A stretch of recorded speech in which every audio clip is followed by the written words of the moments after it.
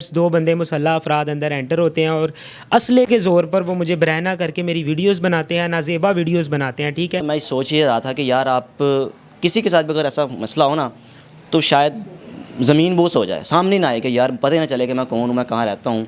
Videos आपके लोगों के सामने हैं और अब आप मीडिया पे भी आ गए हैं। मीडिया पे आने का मकसद क्या है? सोशल मीडिया का दौर है, आपके मरते दम तक, मर भी जाएंगे कब्र पे चले, वीडियोस आपके लोग देखते रहेंगे। तो क्या ये चीज़ें नहीं फील हो रही कि मैं किस तरह लोगों को फेस करूँगा, मेरी फैमिली किस तरह फेस करेगी? ज़रा भी फील नहीं हो रही है। ये चीज़ मुझे इस वजह से फ़ील नहीं हो रही कि आज से अगर 20 साल बाद भी मेरी वीडियो, मेरे बच्चे भी अगर देखेंगे मेरी वीडियो तो उन्हें इस बात का पता चलेगा कि मेरे साथ अगर कोई वाक़या पेश हुआ तो मैंने उस पर स्टैंड लिया था। आपको लगता है इंसाफ मिल जाएगा? बिस्मिल्लाहिर्रहमानिर्रहीम, अस्सलाम वालेकुम नाज़रीन, आप देख रहे हैं मेरा पाकिस्तान और मैं हूं आपका होस्ट हारिस भट्टी। आज तक हम ये सुनते आए हैं कि ख़वातीन को हरास किया जाता है, लेकिन आज की कहानी बिल्कुल अपोजिट है। मेरे साथ शामिर मौजूद है। शामिर को हरास किया गया, एक दोस्ती की गई फेसबुक सोशल मीडिया के ज़रिए, और हरासमेंट का लेवल कुछ यूँ था कि उन वीडियोस को हम आपको दिखा भी नहीं सकते। ये तमाम सूरत हाल किस तरह पैदा हुई, किस तरह सूरत हाल का सामना किया, अब वो मुल्ज़िमान कहाँ पर है जिन्होंने इसको हरास किया, और किस तरह अपने घेरे में लिया, सारी कहानी इनकी ज़ुबानी जानते हैं। अस्सलाम वालेकुम। वालेकुम अस्सलाम। भजन कैसे हैं आप? अल्हम्दुलिल्लाह। यार माशाल्लाह समझदार हो, एजुकेटेड हो, यूसीपी से पढ़ रहे हो आप, एक नामवर यूनिवर्सिटी है, सोच बूझ रखते हो, फिर भी किसी के झांसे में आ जाना ये बड़ी चीज़ अजीब सी लग रही है।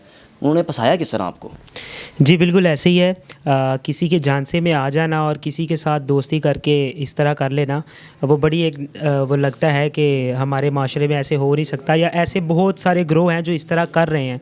लोगों के साथ सलाम दुआ करके, हेलो हाय करके, उनके साथ जो है कम्युनिकेशन बढ़ा के, दोस्ती बढ़ा के, उन्हें अपने चुंगल में फंसा के उन्हें ब्लैकमेल करते हैं, और उसी ब्लैकमेल का निशाना आज मैं खुद भी बना हूँ। मैंने आज तक शायद ही कोई ऐसा देखो वाक़या सुना हो, ख्वाजा सराव को हरास होते देखा, ख़वातीन को हरास होते देखा है, लेकिन मर्द को हरास होते जो वीडियो में देख रहे हैं कि समझ नहीं आ रही कि वो किस तरह वहाँ पे सूरत हाल को सामना कर रहे थे। आप उनकी कही हुई बातों को पूरा भी कर रहे थे। किस तरह आपको बुलाया, रूम में लेकर गए, किसी मुलाकात के बहाने बुलाया, दोस्ती कैसे हुई थी? जी आपने देखा नहीं ये अलग बात है, हमारे यहाँ दिखाया नहीं जाता।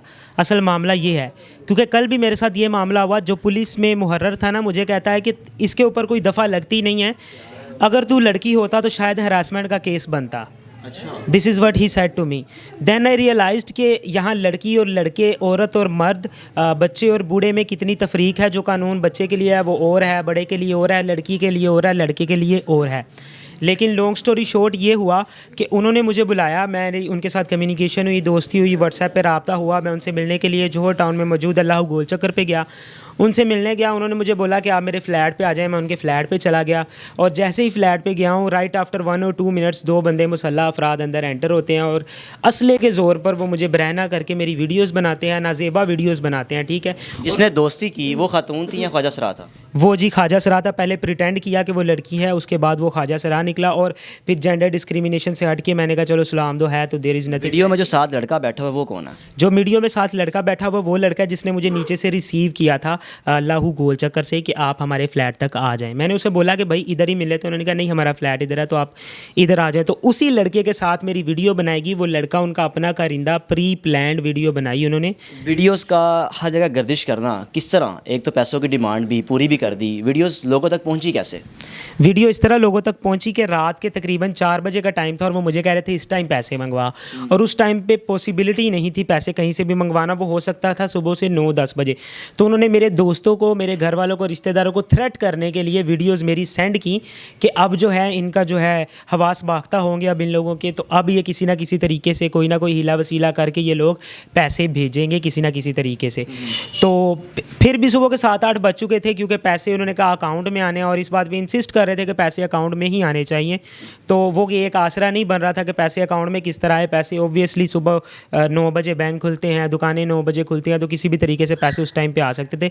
लेकिन फिर मैंने अपने घर वालों को भी इस बात पे एग्री किया, अपने जो दोस्त थे, अहबाब थे, जिनसे साथ मेरा रब्ता हो रहा था, कि मुझे किसी ना किसी तरीके पैसे आप पकड़ा जाएँ, एक बंदा पैसे पकड़ा जाए मुझे। उन्होंने मुआवजा जो उन्होंने मुतालबा किया था 50,000 का किया था।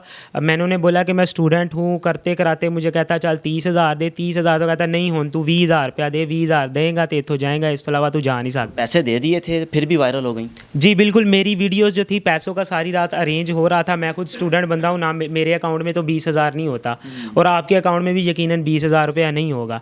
चूँकि मैं खुद स्टूडेंट हूँ तो मेरे पास भी एट अ टाइम 20,000 रुपया नहीं हो सकता। तो मैं मेरा जब आपसे रब्ता हुआ ना तो मैं सोच ही रहा था कि यार आप किसी के साथ भी अगर ऐसा मसला हो ना तो शायद ज़मीन बोस हो जाए, सामने ना आए कि यार पता ही ना चले कि मैं कौन हूँ, मैं कहाँ रहता हूँ। वीडियोज़ आपके लोगों के सामने हैं और अब आप मीडिया पे भी आ गए हैं। मीडिया पे आने का मकसद क्या है? सोशल मीडिया का दौर है, आपके मरते दम तक, मर भी जाएंगे कब्र पे चले वीडियोज़ आपके लोग देखते रहेंगे। तो क्या ये चीज़ें नहीं फील हो रही कि मैं किस तरह लोगों को फेस करूँगा, मेरी फैमिली किस तरह फेस करेगी? ज़रा भी फील नहीं हो रही है। ये चीज़ मुझे इस वजह से फ़ील नहीं हो रही कि आज से अगर 20 साल बाद भी मेरी वीडियो, मेरे बच्चे भी अगर देखेंगे मेरी वीडियो तो उन्हें इस बात का पता चलेगा कि मेरे साथ अगर कोई वाक़या पेश हुआ तो मैंने उस पर स्टैंड लिया था। आपको लगता है इंसाफ मिल जाएगा आपको? मुझे अपने अदारों से, अपनी हुकूमत से, अपने जो कानून नाफिज करने वाले अदारे हैं उन पे इतना यकीन है कि वो मुझे यकीनन इंसाफ देंगे। बहुत सारे ऐसे मामलात हैं, हमारे एक मुलजिम इमरान नामी जो इस्लामाबाद में एक वाक़या पेश आया, वो अभी तक अदालतों के चक्कर लगा रहे हैं। उसी के साथ साथ बहुत सारे ऐसे केसेस हैं, लेकिन फिर भी किसी भी सूरत में अब आप कानून को अपने हाथ में नहीं ले सकते। जब कानून को हाथ में नहीं ले सकते तो हमारे कानून नाफिज करने वाले अदारे और हमारी अदालतें ही पीछे बचती हैं जो हमारी रहनुमाई कर सकती हैं। तो मेरी अपने अदारों से और अपनी अदालत से इस बात की अपील भी है, दरख्वास्त भी है और उनकी तरफ मैं आंख भी टिकाई इस वजह से बैठा हुआ हूँ कि मुझे पता है कि मुझे उनसे इंसाफ मिलेगा और अल्लाह के घर से इधर ना मिला तो फिर अल्लाह के घर इस से। वाक़े से नसीहत क्या मिली है, क्या लेसन मिला है कि जो ज़िंदगी में अब मैंने दोबारा वो करना नहीं है? बिल्कुल ऐसे इस वाक़े से मुझे ये नसीहत मिली कि आपको ज़रूरी नहीं है कि आप सोशल मीडिया पे किसी के साथ सलाम दुआ करें तो वो आपका दोस्त अच्छा बन जाए। दोस्त होने के साथ साथ और ज़रूरी भी नहीं है कि अगर वो आपका अच्छा दोस्त बन जाए तो वो आपको उससे इतनी अर्ली आपको उससे मिलना चाहिए। जब आप डायरेक्ट कम्युनिकेट करो। और दूसरी बात, अगर रात को अगर किसी पहर आप जा रहे हैं तो आप किसी ना किसी को आगाह करके ज़रूर जाएँ, चाहे वो आपका भाई हो, बहन हो, दोस्त हो, घर वाले हों।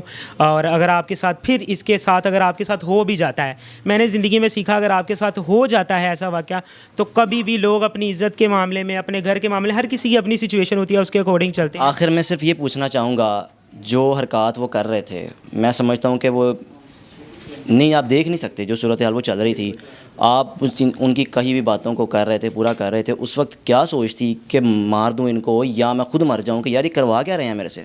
उस टाइम पे जो मेरी सोच थी ना वो ये थी कि उन्होंने मेरे पिस्टल रखा हुआ है सामने और मेरी सोच ये थी कि सम हाउ मेरी जान जो है यहाँ से बच जाए।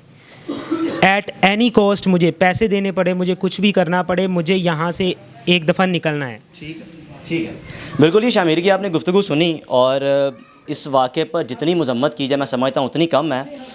और इनका जो मौक़िफ़ ये है कि हो सकता है कि ऐसी इससे पहले वाक़यात हुए हों, मर्दों को हिरास किया गया हो, लेकिन मेरा मीडिया पे आने का मकसद ये है कि जो लोग हिरास हों मीडिया पर नहीं आए, डरते मारे, खौफ के मारे कि इज़्ज़त ना लुट जाए या इज़्ज़त की तार तार ना हो जाए। मकसद इनका मीडिया पे आने का ये है कि मुझे इंसाफ दिया जाए ताकि दोबारा आने वाले जो लोग हैं वो मुझसे ज़िंदगी से सबक हासिल कर सकें, सोशल मीडिया पर किसी दोस्ती ना करें और ऐसे वाक़यात मज़ीद हमारे माशरे में रोनुमा ना हो। देखते रहिए मेरा पाकिस्तान। अल्लाह हाफ़िज़।